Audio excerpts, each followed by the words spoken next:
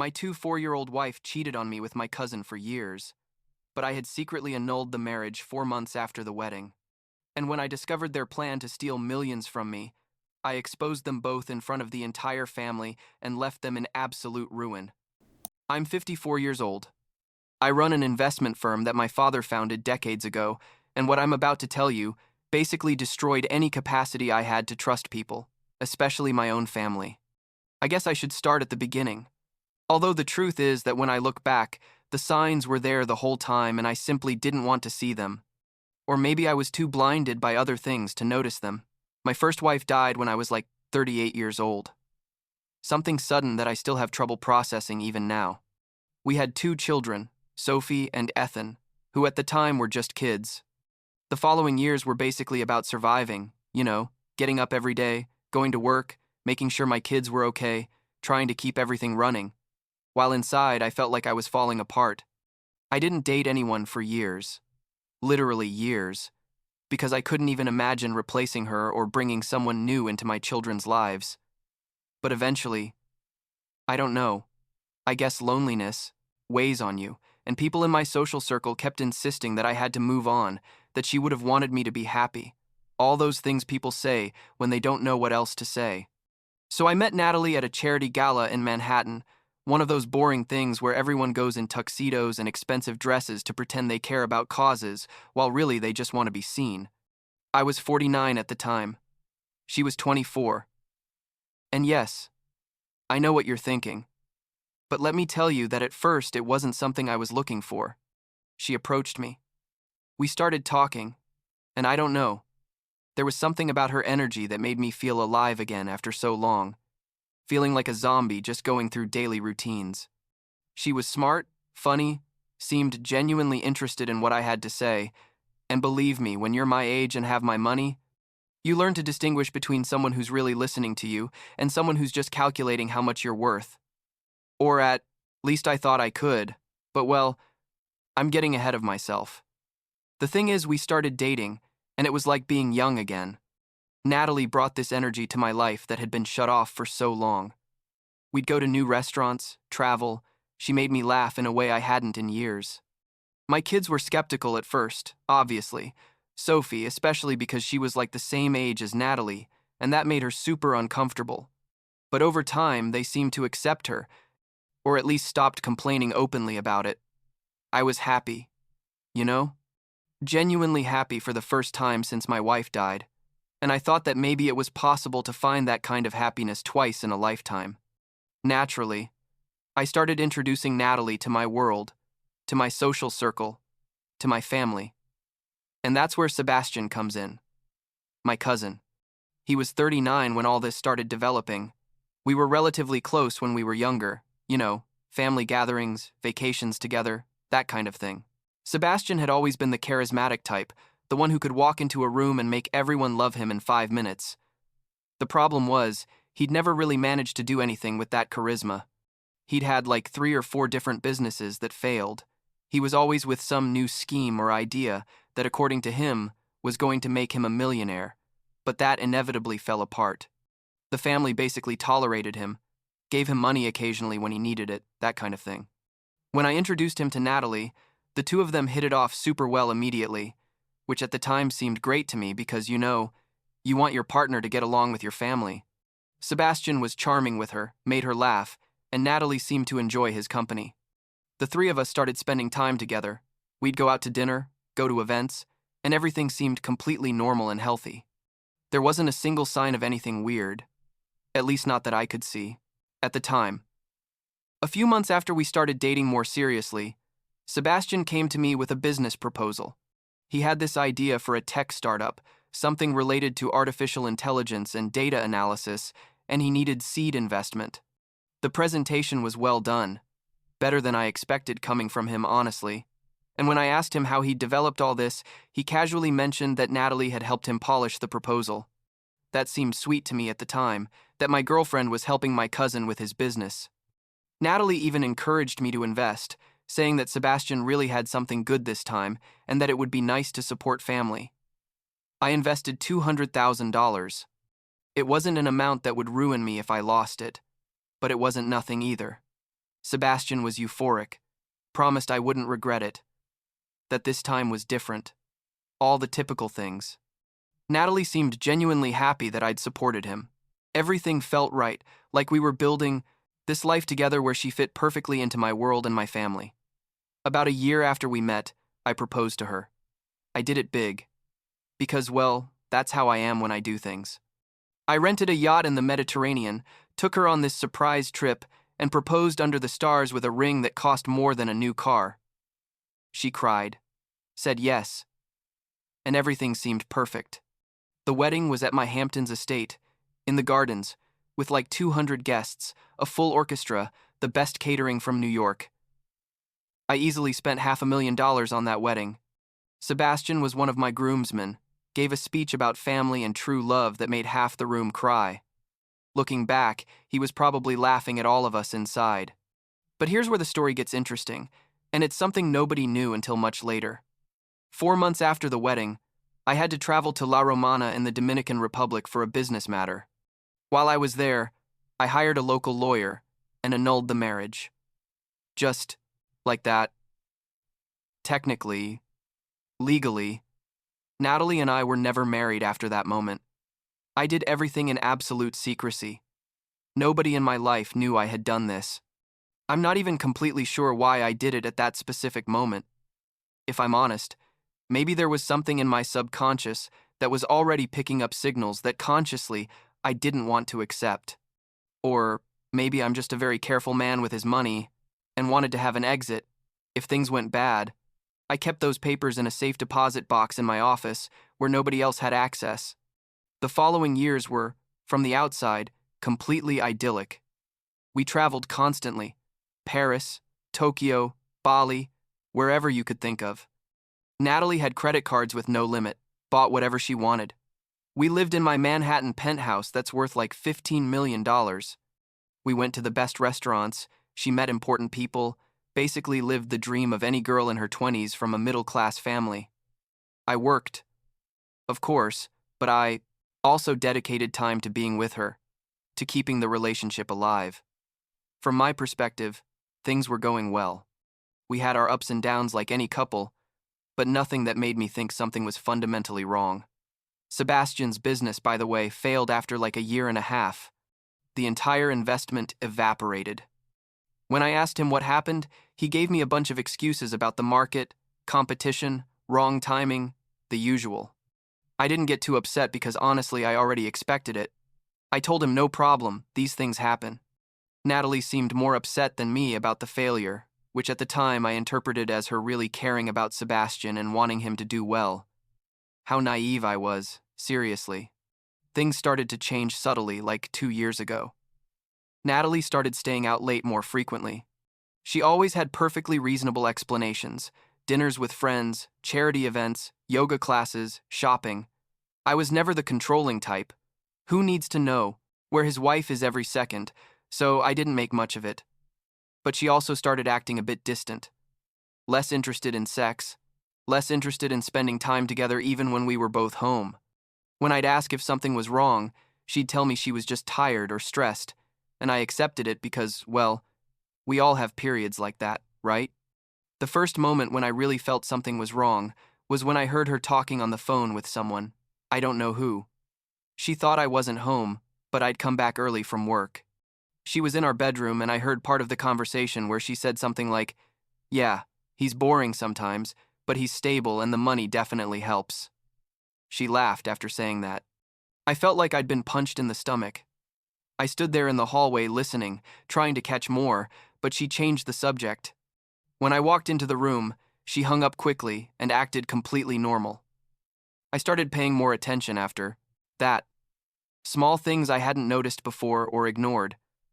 The way she protected her phone, never left it where I could see it. How she'd get extra dressed up even for supposedly casual things with friends. The nights she'd come home, smelling of men's cologne that definitely wasn't mine. When I'd ask her directly if something was going on, she'd tell me I was being paranoid, to trust her, and I wanted to believe that so desperately that I'd drop it. Then, like a year and a half ago, I saw her receive a text message while we were having dinner together. The screen lit up for a second before she turned it off, but I managed to see it said something like, "Can't wait to see you tomorrow," with a heart emoji, and the contact name was just L. I asked her who L was, and she said it was Lauren, a friend from the gym. But the way she said it, with that little hesitation, that second of panic in her eyes before composing her face, I knew she was lying. I started doing things I never thought I would. I'd check her stuff when she wasn't around. I'd look at credit card receipts more carefully. I tried to get into her phone several times, but it had a passcode and I didn't know it. I felt like a detective in my own home, and I hated feeling that way. But I also couldn't just ignore all these signs that were accumulating. The breaking point came at a family dinner at Sebastian's house. This was like a year ago. The whole family was there. My kids, my uncles, cousins, Sebastian obviously. Natalie and I arrived together as always. But during dinner, I started noticing things that had probably been happening right in front of my nose this whole time. The way Natalie and Sebastian looked at each other. It wasn't obvious. They were careful, but there was something there. A brush of hands when passing dishes that lasted a second longer than necessary. Her laughing exaggeratedly loud at a joke he made that honestly wasn't that funny. Him finding excuses to talk directly to her, multiple times during dinner. I sat there eating my food, feeling physically sick while watching this unfold. At one point, they both went out to smoke on the patio, one after the other with like 5 minutes in between, as if it wasn't obvious. I waited 10 minutes and went out too. I found them in a corner of the garden, talking in low voices. They stopped immediately when they saw me and acted like they were having a completely innocent conversation about I don't know what trivial thing. But their faces, their postures, everything screamed guilt. That night, when we got home, Natalie went straight to bed. I stayed up in the living room with a whiskey, processing everything, and decided I needed confirmation. I couldn't keep living with these suspicions without knowing the real truth. I waited until I was sure she was deeply asleep, went to where she'd left her purse, took out her phone, and used her finger while she slept to unlock it with the fingerprint. I felt horrible doing it, but I'd already come that far. What I found was worse than I'd imagined. Messages with Sebastian going back years. Literally years.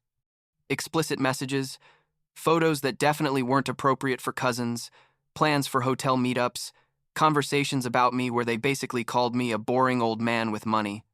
I found messages where they discussed how to manipulate me into investing more money in Sebastian's projects. There were messages from Natalie to Sebastian saying things like, "He just gave me another credit card. He doesn't even check the statements," and him responding, "Told you, he was easy to handle." But that wasn't all. There were also messages with other men, not just Sebastian. At least 3 or 4 different guys she was clearly having something with. Some of the messages were from when she was supposedly at her yoga classes or dinners with friends. It was all lies. Everything. Years of lies. I sat there in the darkness of the living room, reading message after message, feeling like my entire world was crumbling. There were photos of her in hotels that I had paid for when she supposedly went with friends. But she was with these guys. There were messages laughing about things I'd told her, sharing them with them as jokes. In one of the messages with Sebastian, she wrote, "I hate when he touches me, but it's the price I pay for this lifestyle." And he responded, "It's worth it, don't worry. Soon we'll have enough so you won't have to fake it anymore." Soon we'll have enough? That implied they were planning something bigger. I checked further back in their conversations and found discussions about eventually divorcing me and trying to get the maximum money possible in the settlement. Sebastian was giving her advice on how to handle me, how to keep me happy but not too happy, how to secure her financial position. It was a complete plan of manipulation and theft. And my own cousin, my own family, was behind all of it. I took screenshots of everything. Hundreds of screenshots. I saved them in an email I sent to myself and then deleted them from her phone. I put her phone back in her purse and finally went to bed, although obviously I didn't sleep at all that night. I was lying there next to this woman I thought I knew, who I thought loved me, and she was a complete stranger. Or worse, she was exactly who she'd been this whole time, and I'd just been too stupid. or too blinded by loneliness to see it. The next week was the hardest of my life. I had to act completely normal in front of Natalie, while inside I was destroyed and also furious. But I was also thinking strategically. I wasn't going to do this emotionally and impulsively. I was going to do this right, in a way that would destroy them both completely. I talked to my lawyer, showed him everything, and we started planning. The first thing was to secure my assets. Over the following weeks, I systematically started moving money, transferring assets, changing accounts. I did everything legally, working with my team of lawyers and accountants. I closed the credit cards Natalie had access to, or rather, I drastically reduced the limits without telling her anything. I changed passwords on bank accounts. I moved stocks and properties to trusts where she had no rights. I basically built a complete financial wall around my wealth while she had no idea what was happening. This whole time I kept acting normal with her. We kept having dinner together. We kept sleeping in the same bed. I kept telling her I loved her, even though the words tasted like poison in my mouth. She kept on with her life of lies, going out to her supposed classes and dinners, coming home late, probably fucking Sebastian or one of the other guys in her rotation while I was working to maintain the lifestyle that allowed her to do exactly that. The first time Natalie realized something was wrong was when her credit card was declined at a store. She called me confused, saying it must be a bank error. I told her I'd look into it. I did nothing. A week later, it happened again. At a restaurant where she'd met for lunch with friends, probably Sebastian, honestly. She called me again, this time a bit more annoyed, saying it was embarrassing and I needed to fix it. I told her there'd been fraud issues and the bank was investigating, that a new card would arrive soon. The new card never came, obviously. She started asking me more frequently about money, about access to accounts. I gave her vague excuses, kept her confused, but never confrontational yet. I could see her frustration growing, but also her fear. I think she was starting to suspect that I knew something, but she wasn't sure what or how much. Meanwhile, I was also preparing the blow to Sebastian. I had a meeting scheduled with him under the pretext of discussing another possible investment in a new project he'd mentioned to me. He didn't know I knew anything. The meeting was in my office, a place where I had complete control. Sebastian arrived all smiles and charisma. As always, with his laptop full of presentations and financial projections. I let him do his entire pitch. I sat there listening for like 30 minutes while he sold me this vision of a new business that, looking at it with clear eyes, was obviously another scheme destined to fail, but designed primarily to get more money out of me.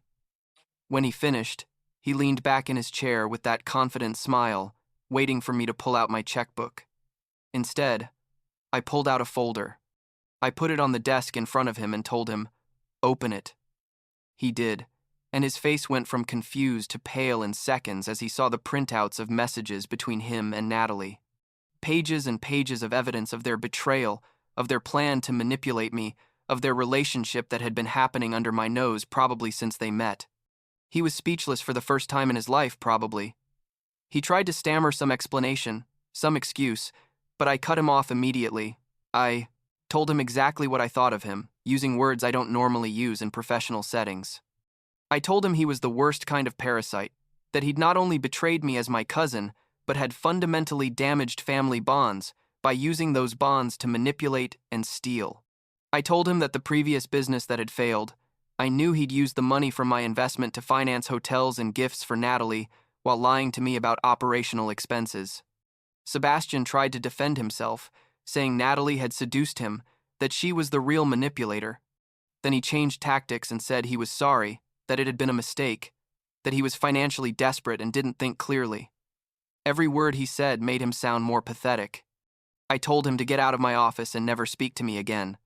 I also informed him that all the business opportunities he'd ever had through my contacts or the families were over, that I'd personally make sure everyone in our social and business circles knew exactly what kind of person he was. He left my office destroyed. Honestly, it was one of the most satisfying moments of this whole terrible process. That night, I told Natalie we needed to talk over dinner. I prepared everything carefully, made a reservation at one of her favorite restaurants, an expensive place on the Upper East Side. I took her there acting completely normal. We ordered wine, food, everything very civilized. Halfway through dinner, between the main course and dessert, I put my phone on the table with screenshots of her messages visible. Her face completely fell apart. She tried to grab the phone, but I pulled it away. I told her I knew everything, every detail, every lie, every secret meeting. I told her I knew about Sebastian, about the other men, about their plans to divorce and take my money. She tried to deny it at first, then cry, then she got angry and started accusing me of invading her privacy. It was almost comical watching her go through all the stages trying to find something that would work. I told her that all her access to my money had been cut off, that she didn't have a single credit card that worked anymore, that joint bank accounts had been closed or emptied, that anything of value she thought she had any right to, she didn't. People at nearby tables started noticing the tension. She was raising her voice. I stayed perfectly calm the whole time.